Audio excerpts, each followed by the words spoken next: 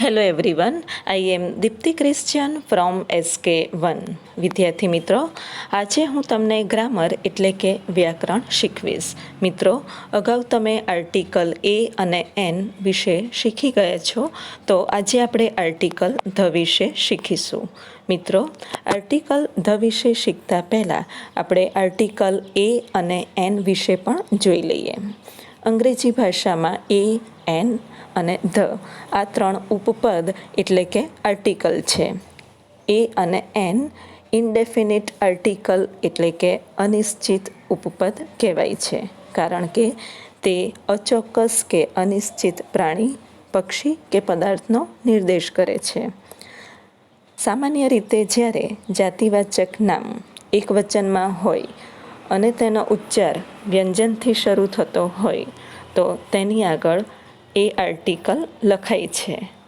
Four example, a cap, a pencil, a table વગેરે. એટલે કે જ્યારે જાતિવાચક નામની શરૂઆત વ્યંજન એટલે કે 5 સ્વર સિવાયના 21 જે મૂળાક્ષરો છે એમાંથી કોઈ પણ એકથી શરૂઆત થતી હોય તો આર્ટિકલ એ લખાય છે. અહીંયા મિત્રો તમે જોશો તો ખ્યાલ આવશે. કેપમાં સી, પેન્સિલમાં પી અને ટેબલમાં ટી. આ ત્રણેય શબ્દોમાં જે પ્રથમ શરૂઆત છે તે વ્યંજનથી થાય છે, તેટલા માટે તેની આગળ આર્ટિકલ એ લખાય છે. અને જો જાતિવાચક નામ સ્વરથી શરૂ થાય તો તેની આગળ એન આર્ટિકલ લખાય છે. For example, N orange, an umbrella, an elephant વગેરે. એટલે કે જ્યારે જાતિવાચક નામની શરૂઆત સ્વર એટલે કે એ, ઈ, આઈ, ઓ, યુ એ મૂળાક્ષરોથી થાય તો તેની આગળ આર્ટિકલ એન લખવામાં આવે છે. મિત્રો, આ તો આર્ટિકલ એ અને એનની વાત થઈ. હવે આપણે આર્ટિકલ ધ વિશે વિગતવાર શીખીશું. આર્ટિકલ ધ એ ડેફિનિટ આર્ટિકલ એટલે કે નિશ્ચિત ઉપપદ કહેવાય છે, કારણ કે તે નિશ્ચિત વ્યક્તિ, પ્રાણી કે પદાર્થનો નિર્દેશ કરે છે. એટલે કે તે કોઈ ચોક્કસ વસ્તુ એવો અર્થ સૂચવે છે. વિદ્યાર્થી મિત્રો, જુદા જુદા 10 નિયમો દ્વારા આપણે શીખીશું કે આર્ટિકલ ધ ક્યારે લખાય અથવા આર્ટિકલ ધનો ઉપયોગ. પહેલું, પ્રાણીઓ, પક્ષીઓ, ફળો, ફૂલો વગેરેના આખા વર્ગનો કે આખી જાતિનો નિર્દેશ કરવા માટે તે નામની આગળ આર્ટિકલ ધ વપરાય છે. એટલે કે પ્રાણીઓ, પક્ષીઓ, ફળો, ફૂલો વગેરે તેમની આખી જાતિ, આખા વર્ગનો જ્યારે ઉલ્લેખ કરવો હોય ત્યારે એ નામની આગળ આર્ટિકલ ધ લખાય છે. For example, the peacock is our national bird. મોર આપણું રાષ્ટ્રીય પક્ષી છે. અહીંયા મોરના આખા વર્ગનો, મોરની આખી જાતિ એટલે આખા પક્ષીનો ઉલ્લેખ કરવો છે, એટલા માટે પીકોકની આગળ આર્ટિકલ ધ લખવામાં આવ્યું છે. બીજું example, the mango is the king of fruit. કેરી ફળોનો રાજા છે. અહીંયા મેંગો એ ફ્રૂટ છે, એટલા માટે આખા ફ્રૂટનો, આખા વર્ગનો એનો નિર્દેશ કરેલો છે, એટલા માટે મેંગોની આગળ આર્ટિકલ ધ લખાયું છે. બીજું એક્ઝામ્પલ, બીજો નિયમ, કોઈ એક વસ્તુ કે નામનો ઉપયોગ એકવાર થયો હોય અને ફરીથી તેનો ઉપયોગ કરીએ ત્યારે તેની આગળ આર્ટિકલ ધ લખાય છે. એટલે કે જ્યારે તમે કોઈ વસ્તુ કે નામનો ઉપયોગ એકવાર કરો અને ફરીને ફરી એ વસ્તુનો જ્યારે તમારે ઉપયોગ કરવાનો હોય, ઉલ્લેખ કરવાનો હોય ત્યારે તેની આગળ આર્ટિકલ ધ લખાય છે. ફોર એક્ઝામ્પલ, પહેલું ઉદાહરણ, that is a pen, the pen is black. પેલી પેન છે તે કાળી છે. પહેલા વાક્યમાં પેનની વાત થઈ છે કે તે પેલી પેન છે.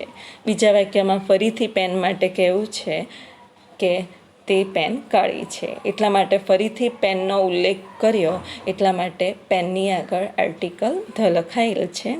બીજું example, I have bought a pen and a pencil. The pen is expensive. મેં પેન અને પેન્સિલ ખરીદી છે. પેન કિંમતી છે. પહેલા વાક્યમાં પેન અને પેન્સિલની ખરીદવાની વાત છે અને બીજા વાક્યમાં ફરીથી પેનની માટે વાત લખાઈ છે કે તે કિંમતી છે, એટલે કે ફરીથી પેનનો ઉલ્લેખ કરવો છે એટલા માટે પેનની આગળ આર્ટિકલ ધ લખવામાં આવ્યું છે. 3. ત્રીજો નિયમ. નદીઓ, મહાસાગરો, પર્વતોની હારમાળા, પવિત્ર ધર્મગ્રંથો, પ્રખ્યાત ઇમારતો, અખાત, સમુદ્રી ખાડીઓ, નહેરો અને ટાપુઓના સમૂહની આગળ આર્ટિકલ ધ લખાય છે. એટલે કે કોઈ પણ નદીઓ, મહાસાગરો, મોટા મોટા પર્વતોની હારમાળા, પવિત્ર ધર્મગ્રંથ અથવા પવિત્ર પુસ્તક, પ્રખ્યાત ઇમારતો, અખાતી સમુદ્રો, ખાડીઓ, નહેરો અને ટાપુઓનો જે સમૂહ હોય એની આગળ પણ આર્ટિકલ ધ લખવામાં આવે છે. પહેલું example. The Ganga is A Holi river. Ganga પવિત્ર નદી છે. અહીંયા ગંગા નદીનું નામ છે એટલા માટે આર્ટિકલ ધ લખાયું છે. બીજું example. The Indian ocean is to the south of India. ભારતીય સમુદ્ર ભારતની દક્ષિણે આવેલ છે. અહીંયા ઇન્ડિયન ઓશન જે સમુદ્રના નામનો ઉલ્લેખ થયો છે તેટલા માટે તેની આગળ આર્ટિકલ ધ લખાયો છે. ત્રીજું. The Bible is the holy book of the Christian. Bible ખ્રિસ્તીઓનું પવિત્ર પુસ્તક છે. બાઇબલ એ ધર્મગ્રંથ છે એટલા માટે બાઇબલની આગળ આર્ટિકલ ધ લખાયેલ છે. ચોથો નિયમ. દુનિયામાં કોઈ અજોડ એટલે કે એકમાત્ર એવી પદાર્થ કે વસ્તુ દર્શાવવા માટે તેની આગળ ધ લખાય છે. એટલે કે દુનિયામાં એક અને માત્ર એક જ વસ્તુ હોય, તેના જેવું બીજું કોઈ હોય નહીં એવી પદાર્થ કે વસ્તુ દર્શાવવા માટે તેની આગળ આર્ટિકલ ધ લખાય છે. For example. The sun rises in the east. સૂર્ય પૂર્વમાં ઉગે છે. સૂર્ય એક અને માત્ર એક જ છે એટલા માટે સૂર્યની આગળ આર્ટિકલ ધ લખાયો છે. બીજું example. The moon has no light of its own. ચંદ્રને પોતાનો પ્રકાશ હોતો નથી. અહીંયા પણ ચંદ્ર એક અને માત્ર એક જ છે એટલે મૂનની આગળ આર્ટિકલ ધ લખવામાં આવ્યું છે. 5. મનુષ્યની કોમ કે જાતિના નામની આગળ ધ લખાય છે. કોઈ પણ મનુષ્યની જાતિ હોય કે કોમ તો એ જાતિ કે કોમની આગળ આર્ટિકલ ધ લખવામાં આવે છે. For example. The Rajputs are famous for their bravery.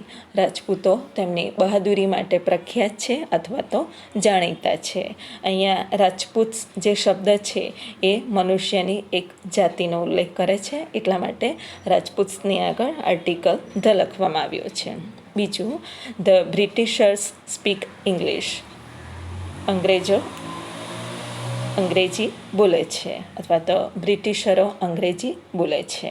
અહીંયા બ્રિટિશર્સ છે તે મનુષ્યની એક જાતિ છે, એની આગળ આર્ટિકલ ધ લખાયો છે. છઠ્ઠો નિયમ. ક્રમિક સંખ્યા દર્શાવતા શબ્દની આગળ ધ લખાય છે. એટલે કે અહીંયા જે 3 એક્ઝામ્પલ આપ્યા છે એમાં થર્ડ, લાસ્ટ, ફર્સ્ટ જે ક્રમિક સંખ્યા સૂચવે છે એની આગળ ધ લખવામાં આવે છે. આપણે જે કહીએ કે first, second, third, fourth, fifth, sixth, seventh, eighth, ninth, 10th એ દરેકની આગળ આર્ટિકલ ધ લખવામાં આવે છે. ધારો કે પહેલું એક્ઝામ્પલ છે. I live on the 3rd floor. હું 3જા માળે રહું છું. અહીંયા થર્ડ ક્રમિક સંખ્યા છે એટલે એની આગળ આર્ટિકલ ધ લખાય છે. બીજું એક્ઝામ્પલ છે. We sit on the last benches. અમે છેલ્લી પાટલીએ બેસીએ છીએ.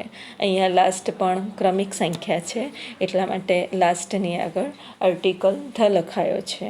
ત્રીજું example. Nikunj one the first prize. Nikunj પહેલું ઇનામ જીત્યો અથવા તો પ્રથમ ઇનામ જીત્યો.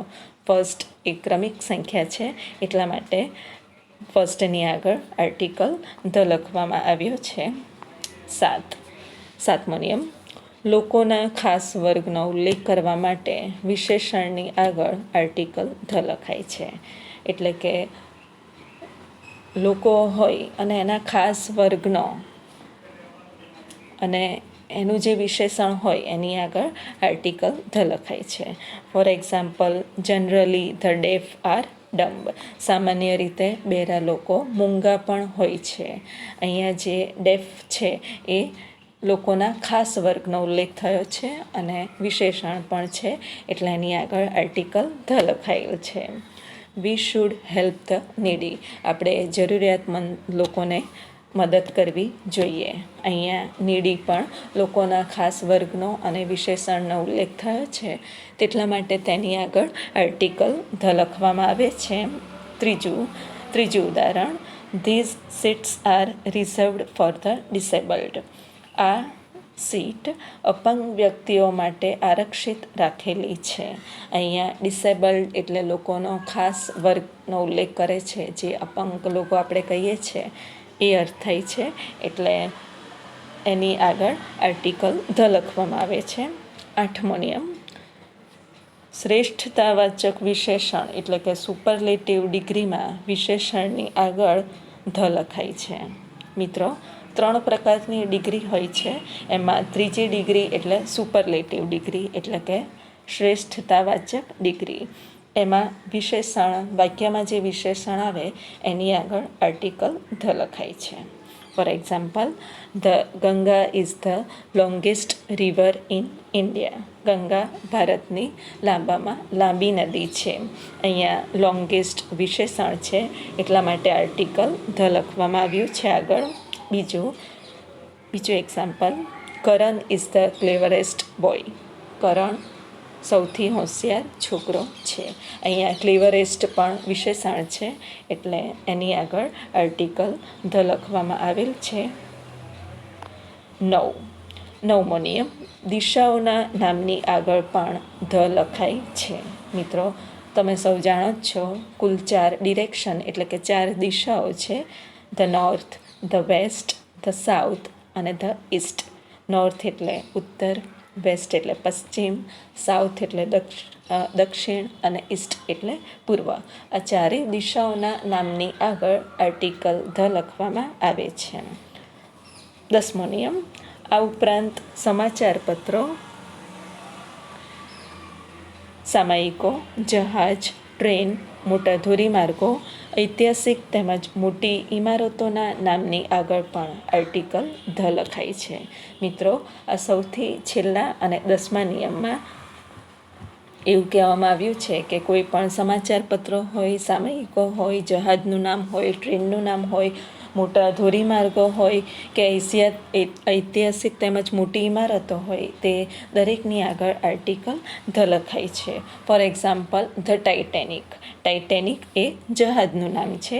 ધ રેડ ફોર્ટ એટલે કે લાલ કિલ્લો જે ઐતિહાસિક ઇમારત છે, એટલા માટે તેની આગળ પણ આર્ટિકલ ધ લખવામાં આવે છે. અને કુતુબ મિનાર કે જે પણ ઐતિહાસિક ઇમારત છે, એટલે તેની આગળ પણ આર્ટિકલ ધ લખવામાં આવે છે. મિત્રો, મેં અહીંયા તમને જે 10 નિયમો સમજાવ્યા તે આધારિત અહીંયા એક એક્સરસાઇઝ આપેલી છે. કુલ 12 વાક્ય છે. એક્સરસાઇઝમાં તમારે ખાલી જગ્યામાં એ, એન કે ધ એ 3માંથી યોગ્ય આર્ટિકલ વડે ખાલી જગ્યા પૂરવાની છે. મિત્રો, હું તમને દરેક વાક્યનું ગુજરાતી કરીને સમજાવી દઉં છું. પહેલું વાક્ય, વી યુઝ ખાલી જગ્યા અમ્બ્રેલા ઇન મોન્સૂન. ચોમાસામાં અમે છત્રીનો ઉપયોગ કરીએ છીએ. બીજું વાક્ય, યુ હેવ વેસ્ટેડ અવર. તમે કલાક બગાડ્યો છે. ત્રીજું, Ganga is A Holi river. Ganga પવિત્ર નદી છે. ચોથું, it is one day match. તે એક દિવસીય મેચ છે. પાંચમું, અર્થ ઇઝ રાઉન્ડ. પૃથ્વી ગોળ છે. છઠ્ઠું વાક્ય, આઈ હેવ ન્યૂ અમ્બ્રેલા. મારી પાસે નવી છત્રી છે. સાતમું, tiger is our national animal. વાઘ આપણું રાષ્ટ્રીય પ્રાણી છે. આઠમું વાક્ય, ધ કેમલ ઇઝ ખાલી જગ્યા અગલી એનિમલ. ઊંટ કદરૂપું પ્રાણી છે. નવમું, આઈ એમ પ્રાઉડ ટુ બી ખાલી જગ્યા ઇન્ડિયન. મને ભારતીય હોવાનો ગર્વ છે. 10મું વાક્ય, મિસ્ટર સ્મિથ ઇઝ યુરોપિયન.